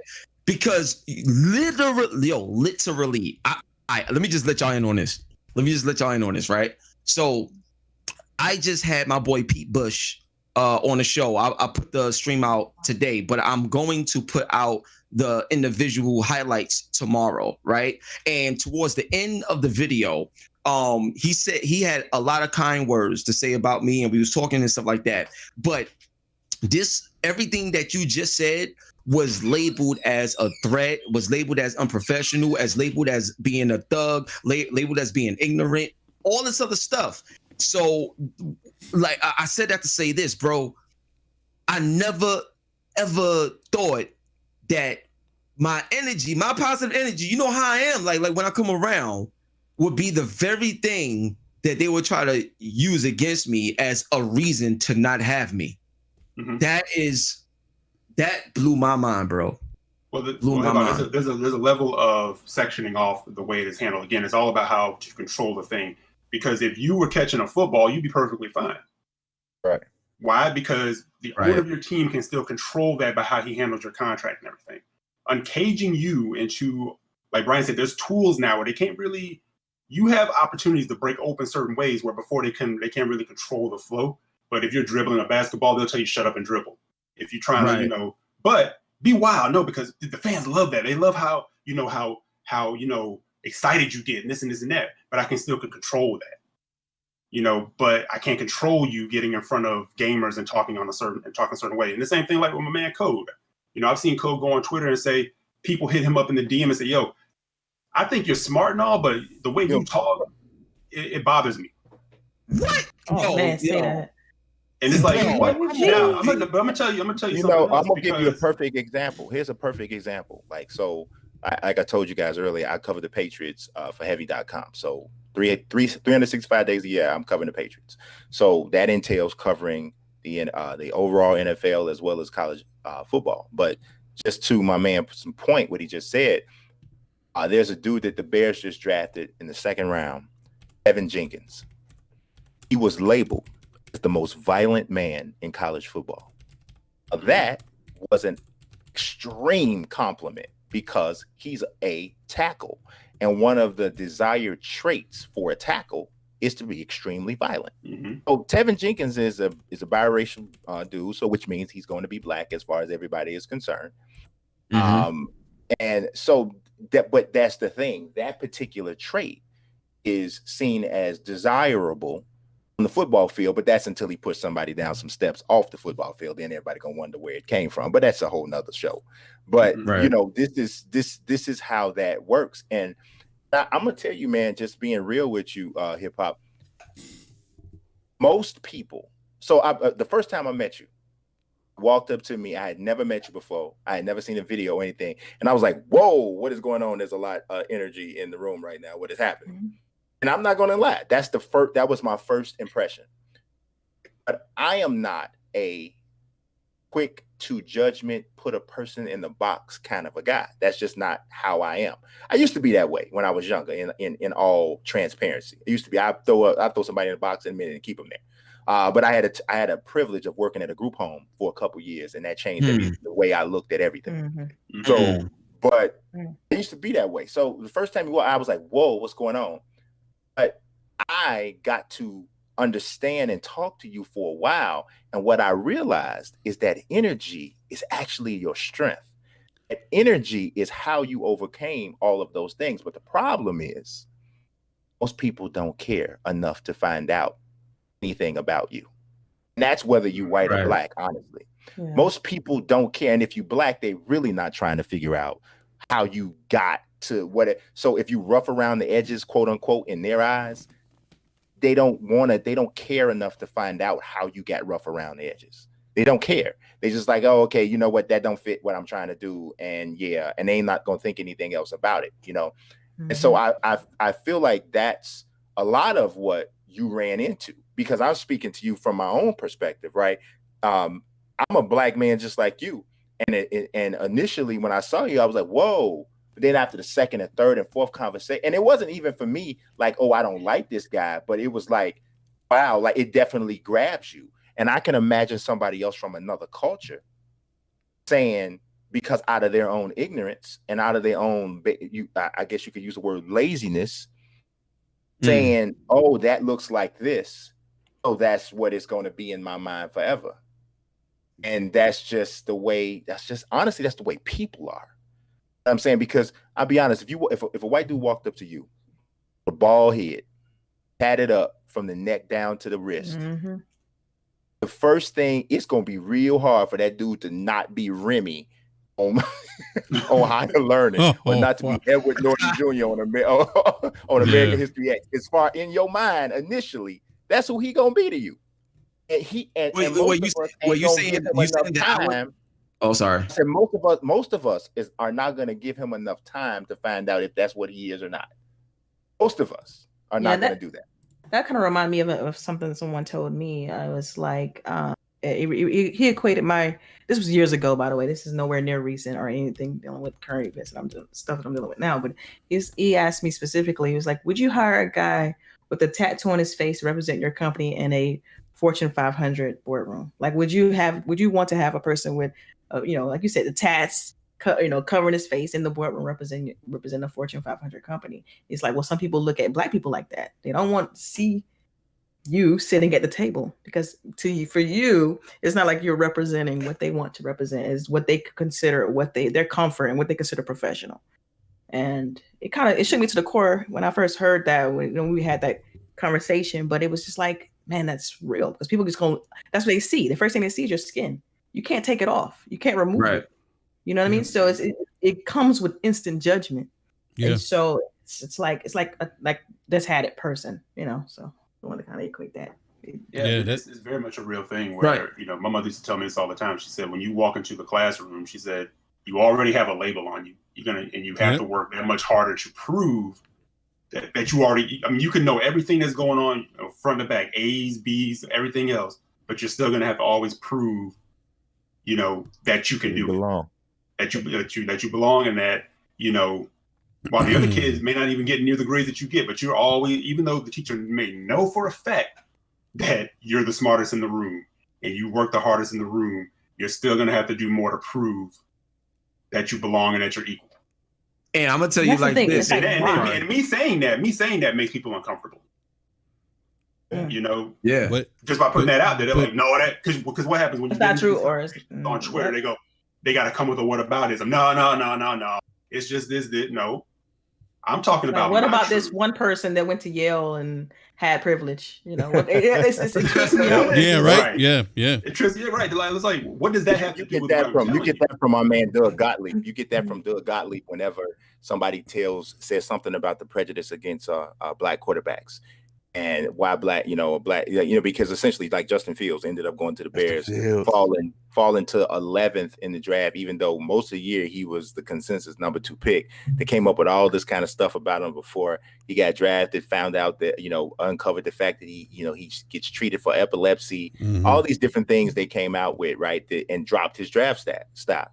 And so somebody was like, well, yeah, that happens to black quarterbacks before the draft all the time. So Doug Gottlieb with his whataboutisms, why didn't that happen to Cam Newton when he went number 1 overall? And why, and it's whataboutisms, I love it. Yeah, it's just, you always get that stuff, man. And so, like I said, that stuff's not going to ever change. It's not going to ever change. It's been this way forever, and it is going to be this way forever. You know why? Because people suck. That's just what it is. That's just what it is. I got you, bro. And one thing, that's one of the things that I talk about, even in my gaming and guidance program. I've always been independent. In like literally from day one when I came in the industry, everything. I never had a job in the industry at all. Like everything I've always done, is partnership driven or whatever. But I always put myself in a position of being an equal to whoever, I'm doing whatever with, like, you know what I'm saying? But I always remain independent because everything y'all just said is so true and it resonates so well that you gotta, you obviously gotta work harder and everything. But I love that about me, actually. I love that. It's just that not everybody have the will or the work ethic to get that done. So that's what I'm doing, with the gaming and guidance program, trying to instill a lot of this stuff in a lot of the kids and just people in general to leave your fears alone. Like you can't move when fear. You can't unlock your greatness if it's hidden, within fear. Like, and that's another thing too. I don't agree with it anymore. I don't live that life of fear, anymore. And once I got rid of that, things really changed for me personally. So anybody that's on the chat or just even on the panel, even if y'all got like fears that you deal with personally in your life or whatever, the moment I decided to let all that stuff go, man, a major change happened, bro. And once again, I gotta thank my grandma because man, she's my everything. So yeah, man, like I just wanted to share that. Mm-hmm. No, that's well said, HipHopGamer. I mean, it's interesting. Like, by the way, just great conversation, by the way, all around. And, Delilah said something about like I think you said it too, Eric, like you're judged when you walk into a room. Like, I'm 44 years old. I still experience that. Like, my name's Enrique. I have a very Latino last name, Castellanos. And as soon as I walk in a room, I still get this. Where are you from? And it's never been a question that even 44 years of my life I'm still not comfortable with, because it's like I was born here. But people don't see that. They see the name, they see what you look like, and it immediately just gravitates or goes. At least in my experience, it goes to that. I've heard so many things like go back to where you came from or go back to Africa. It's like, dude, I'm from here. I'm from Georgia. Yeah, it's just wild. Like, it's just that's all I know. What you it's like, it's wild. Like I get people. Oh, are you? What part of Mexico are you from? I'm like, Mexico. Like what? Like what? Like you serious? Like not all. Got you on your resume, man. You already know in America, if you're Hispanic, everybody gonna say you Mexican. That's just I mean, like it's the most ridiculous thing in the world, but that's just what it's right. Same thing with a lot of Asian people. Oh, that Chinese dude, bro, that dude is not Chinese. That's right. From South Korea, bro. Please stop calling him Chinese. No, I mean, Brian, it's so true. Like and I'm it's 2021, and I'm like, what? I'm like, I'm not even. And my mom, she's fair skinned, looks white, and people are like, you're Spanish, you're Latina. She's like, yeah. She's like, we're not all from Mexico. We don't have dark skin. We're not all dark hair, but that's what that's a stereotype. That's a stereotype. And I'm gonna tell you, that's one of the reasons why Canelo is so commercially accepted, because until he opens his mouth, if he told you his name was Sean McDonough, you'd probably believe him. You probably would. Mm-hmm. You probably would. You would, but it's yeah, you're absolutely right. But to your point about like hip hop gamers talking about fear, like like English wasn't my first language. I had to overcome that fear of being accepted, amongst my peers as a kid because I was different from everyone. I didn't speak English. I spoke with an accent. I was always, the teachers were always like, oh, we got to put them in some kind of ESOL, or they didn't have ESOL back then. They, some kind of remedial class, and I was always being separated. So to your point, E, about fighting, like I lived that. I saw someone in the chat say, you don't have to work twice as hard. That's bullshit. What? I've lived that. What? I'm not gonna name a name, but someone alluded to that. I'm like, that's bullshit because I've had that experience growing up where I had to work twice as hard or I had to prove myself, because people thought my last name, my first name, that I didn't understand English or that I couldn't speak, or because I had an accent, growing up as a kid, because my grandparents didn't speak English and, I was at the local pharmacy with them or taking them to the doctors and had to translate. Those are real things. Those are real things. And those, and to your point, hip hop, like those things, at least for me, like that created a level of fear. It's certainly a level of insecurity that I had growing up that I had to overcome. But you're right, hip hop. Yeah. Like once you get over that fear, you're like, nah, I'm not going to let that fear hold me back anymore. I'm capable. I can do anything anyone else can. Right. So funny that real talk, like especially to what Brian was saying earlier and everything. Like I done been in so many boardroom meetings and all this other stuff and everything like that. And just in terms of words of encouragement, y'all, like when you are like self-sufficient and you just when you just great at what you do and you own it and you like really try to help people and also try to put people on and just have a good energy about you and you do what you know is right. You know what I'm saying? You'll be surprised at how the problems doesn't really stem from you.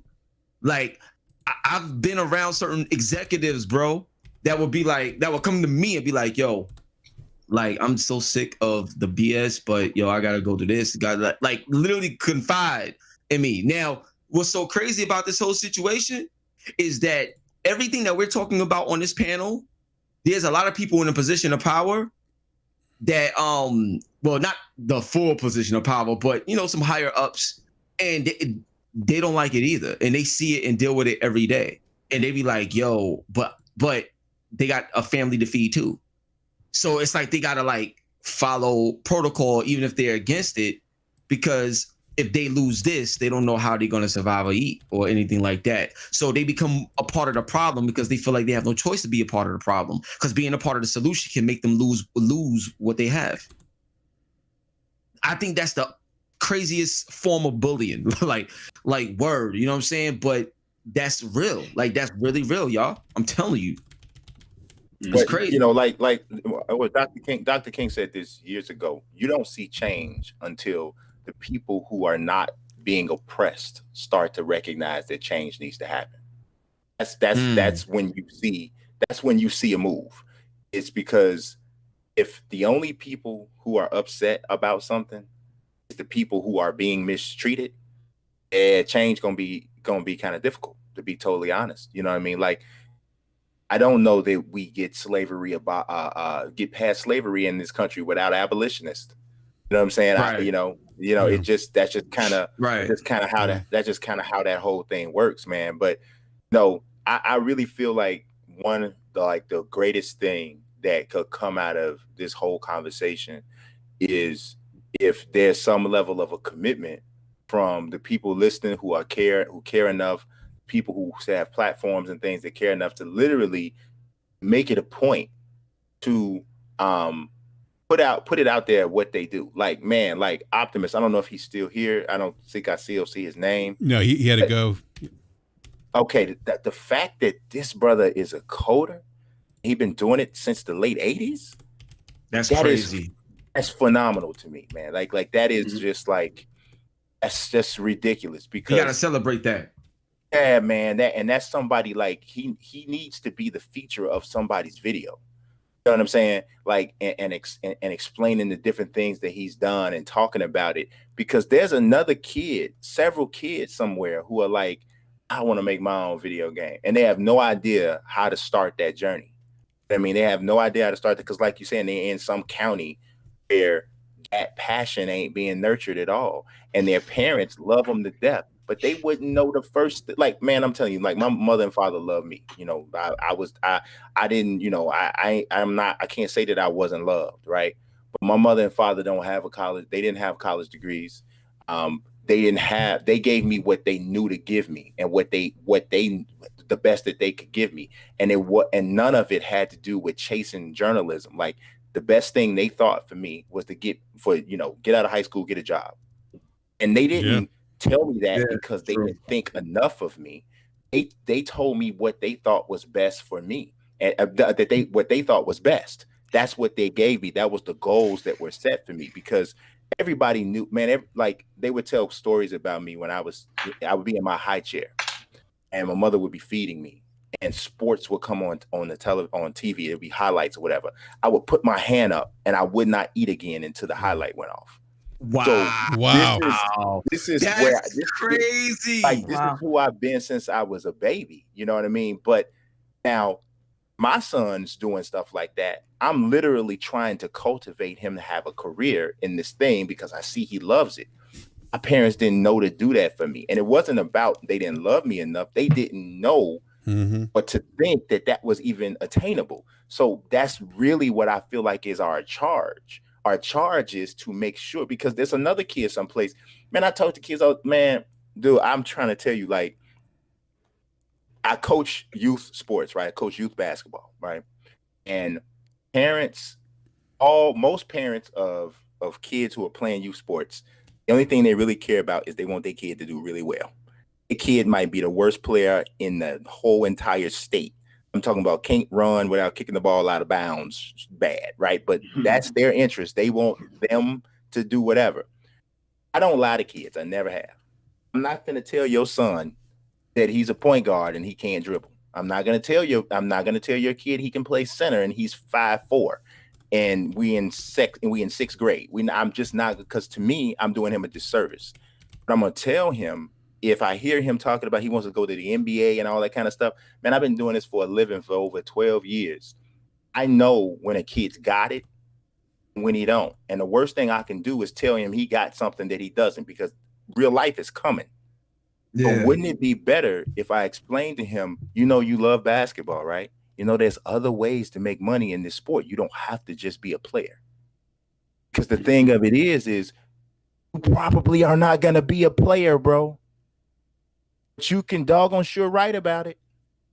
You can become an agent. You can become a general manager.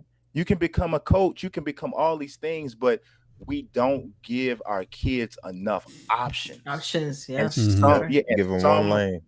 Yeah, and some kids' parents are not equipped to give them other options. So us who are blessed enough to be in this position to introduce other options to kids, I think the onus is on us to do that. Like, my pastor told me that he feels that part of what I'm doing is my ministry. Oh, no, it is, bro. You're right. No, he is right. That is absolutely right. And you better not stop. You know what I'm saying? You better not stop. You got to keep going, man. Yeah, you don't know who will see you and get inspired just from seeing you, Yeah, that's a great point. So real quick, panel. We have a hard stop here at 11 o'clock Eastern time. All right. But I just want to say, first of all, I would have Optimus Code had a drop. I want to say big thank you to Optimus Code for hanging out with us this evening. But also want to thank our guests this evening. Just really, really, really great show. Great conversation. I mean, there's been a lot of great feedback in the live chat from people who've been listening, and I want to thank everyone in the live chat too who joined us this evening and to talk about diversity in the video game industry. And it's been a great conversation. Probably one of the more insightful, enlightened podcasts I think we've done on BRAP. And we've been doing this for what 6 years now? Is that 5-6 years? Yep. Yeah. About 6 years now. Yeah. Yeah. So, wow. Yeah. Congratulations on that. Yeah, no, we've been doing it a long time, but putting up with his ass for this long, man. Still getting out. Keep on it, B. Talk to him, B. That's right, man. Been holding it down for a long time. Yeah, B and Eric have been here a very long time, and I appreciate you both. So, for hanging out with me for the last 6 years. So, but no, seriously, a great conversation, important conversation to have too. I don't think it's at least in terms of gaming podcasts, not a conversation I see happen a lot, but one that should definitely happen more often.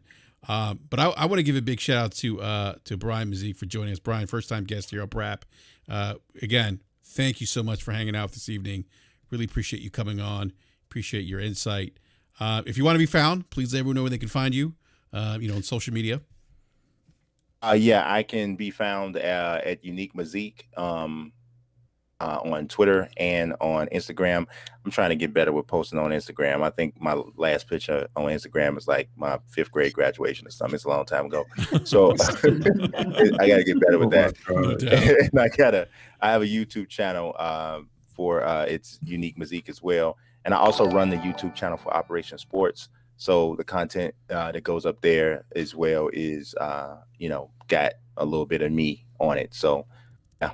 Oh, I'm sorry. I write for Forbes and for Heavy, for Heavy.com as well. So, yeah. Esports Boxing Club. Yeah, baby. We wait. You know it. We wait. Yeah, it's coming. It's coming. Tomorrow, got some big information coming on that tomorrow. Okay. Oh, we're on. Let's go. I think I know too. So yeah, can't wait. I love it. Well, Brian, thank you again. It was a pleasure having you on.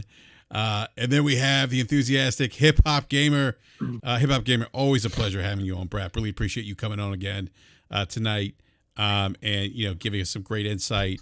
And please let everyone know where they can find you as well. Yo, check this out, son. BRAP, BRAP in the building. It's the one and only HipHopGamer, Logitech G, Hot 97. Listen, y'all, I'm going to tell you right now, Google me, HipHopGamer, Google me, and you're going to find out everything, all right? Let's get it. Just Google me, son. I'm everywhere. No doubt. And we also have Delilah HD. Delilah, thank you again. As I mentioned before we went live, we wanted to have you on the show for quite some time. So happy that we were able to make it work this time and get you on tonight. So thank you again so much. We'll have to definitely get you back on again. Please let everyone know where they can find you as well. Yeah, no problem. Y'all can find me on Twitter, Delilah_HD, and on Growing Gaming on Saturdays. So yeah, and I have something to announce later on, but yeah. I'll kind of keep that to myself. So follow me on Twitter and you'll find out. All right. No, sounds good. We'll look forward to that announcement. And I want to give a super chat real quick. Evan Board Saga, another talented content creator with the $2 super chat, says shout out to all the leaders on the show. Thank you, Evan Board Saga. I really appreciate that. And then we got my man who just spoke up. We got Slow Mo Backslap, the man of many backslaps. Slow Mo. Let everyone know where they can find you, sir. First off, I just want to thank everyone that came through to watch the panel, watch this discussion, and just all the guests that came through. Delilah, Brian, Hip Hop. I just feel really blessed to actually have been here for this conversation, because I think it was really good, and I think a lot of people needed to hear it, and it was pretty awesome. Outside of a little hiccup in the chat, otherwise a very progressive and positive conversation, and hopefully will give a lot of people not just things to think about, but ideas to put into action to go forward. Mm-hmm. So I loved it. And the random hip hop debate, it was kind of hilarious. Yeah, right. I'm glad Enrique diverted us, because that would have been the entire show. Brian and Hip Hop, you guys might have to do like a live YouTube stream and talk about that, because that'd be fire. Yes. Yeah. You know what? I ain't gonna lie though. Me and him, we need a moderator. Yeah, here we go. We gotta have one. We gotta, because somebody gotta send us both to our neutral corners. Yes. This is gonna be one of them. It's gonna be one of them. Yo, I love y'all, man. All right. Let me finish up before everyone else does their. Check out DPS podcast, Damage Per Second podcast. Tomorrow, it's going to be on Forte's channel. 9 p.m. Eastern. And just to see you guys with a little something next week, we're going to have a special guest. I'm not going to say who it is yet. You know, we'll leave y'all in suspense. But definitely check us out tomorrow. I'm sure Forte is going to say something wrong. He said something wrong earlier tonight. He's going to say some foolishness. I'm going to have to check him. You know how it is. It wouldn't be DPS if I didn't. But yeah, great show, guys, and y'all have a good night, man. Awesome. And we got we got Gaming Forte. He's also part of DPS podcast. Forte, always a pleasure. Let everyone know they can find you. Listen, man. First of all, I want to say this was a amazing show. It's not too often that I'm on BRAP and I'm not the loudest person on here, and I just literally shut the heck up and listen to what people had to say, because I think a lot of people like to talk around these type of issues instead of just listening and getting the experiences that people actually that been through these things. I've been the person that hasn't really had the struggle as most people that look like me have had. And it's good to see and have these conversations, because just because you're not going through it, you can definitely appreciate the people that have, because their stories really hold weight. And this is something that a lot of people definitely need to hear. And hearing Delilah, Brian, Hip Hop talk about their struggles and stuff that was going on, this is something that was much needed. And BRAP, I commend you for putting this together, man. This is something that everybody needed to hear, and I appreciate everybody that showed up. But outside of that, Gaming Forte everywhere: YouTube, Twitter, Xbox Live, and PlayStation. Slow-mo already said it. DPS tomorrow, 9 p.m. And you guys have a great rest of the week. Absolutely. And then we don't play Returnal into the patch. Yeah, you might want to wait till they either patch it, or I don't know what's going on with the game now, but yeah. And then we got my man B Money 101. B, always a pleasure, sir. Let everyone know they can find you. Yeah, first off, I gotta thank HipHopGamer for even sparking this conversation. Yeah. To kind of, put this whole show together. And the other guests over here, Delilah and Brian and Code. I appreciate every one of you guys for coming on. This was a great conversation. But other than that, you guys can find me, same name, everywhere, B Money 101. Since Returnal doesn't work, I won't be playing that anytime soon. But you'll probably find me on 2K, since I'll be waiting until Resident Evil. Enrique gonna send you that invite? No, he ain't. Oh, yeah. Oh, hey, Brian, I got a question for you, Brian. Oh, here we go. Well, what does it seem like to you when someone is always talking trash in 2K, but they always seem to never have a time to play someone in the game? What does that seem like to you? It's called a backlog. Seem like they have a Hall of Fame and accurate shooter badge. That's what I'm talking about. That's what I'm talking about. That's that 2K speak right there. No matter how much DC you say, you feel like gonna be good enough to knock down that jumper. Nothing but brown releases. Oh my goodness! All right. Shots. Wow. All right. Yep, like Dark Artemis said, it's called ducking. Yeah. Don't be. We'll get the game in, man. I've been playing Returnal. You know how it is. Be on backlog. What, NBA 2K 2024? Right. Mikey Williams on the cover. And you got to live stream it. You have to live stream it so we can watch you get dunked on 5 million times. That's what you got to do. Right? We will do a live stream. Waiting for Dyer Wade to be on the cover. Wow, man. Listen, man. Xbox gonna have to put the 2K that's not even out yet for Enrique to play. Wow. All right. Yep. Yeah. All right. Then we got my man Eric Jackson. Man, always a pleasure. Let everyone that can find you. Thank you, Enrique. I appreciate that. I just want to say thank you to our panel. This was a great discussion. So yeah, Brian, Delilah, Forte. What I say, Forte? Yep. Slow Mo, B Money, Code, everybody. It was a really good conversation. Definitely important to have. Hip Hop as well. Sorry, didn't mean to miss him. These are sometimes uncomfortable conversations for people to hear, but you have to be comfortable being uncomfortable, because that's the only way we can progress. Is to hear these things. Very true. And if we're saying these things, sometimes just listen. That's it. Mm-hmm. Yeah. So anyway, yeah, again, thank you guys for coming on. We appreciate it. You can find me on Twitter. You see Jackson with an X. And when I'm not here, you can find me on Gaming Perspective Podcast Tuesday nights at 8:00 with Nicholas Downey and Samuel Toper. Awesome. Did you hear what he did there, BRAP? What's that? He he did what a great host of a show does. In his outro, he gave everybody an outro. That's what's up. Appreciate you, E. You about to get muted, Forte. I'm not the one that had a problem. Every week he likes to stir the pot. Yes, man. I will have that. Every week. That will be a thing until I feel like I don't have to remind you. Because listen, we can't be losing E, man. We can't be losing. He's not going anywhere. He's not going anywhere. I visited a lot of campuses over listen, I told him No, DPS matches all offers up to 20%. I already told him. Yep. Yeah. All right. Red carpet rollout. Yeah. Well, again, I want to give a big thank you again to Delilah, Brian, HipHopGamer, and Optimus Code, to everyone in the live chat, and to the BRAP panel as always. Real quick programming note: this Saturday, another BRAP rant at 11 a.m. Eastern Standard Time. You definitely want to come hang out with us. We're going to have Dustin Furman at Dustin Can Fly. He's executive producer at Last Stand Media. Dustin will be joining us at 11 a.m. Eastern Time this Saturday. So definitely don't want to miss that show. And then we also have some other guest announcements that you're going to want to keep an eye out for.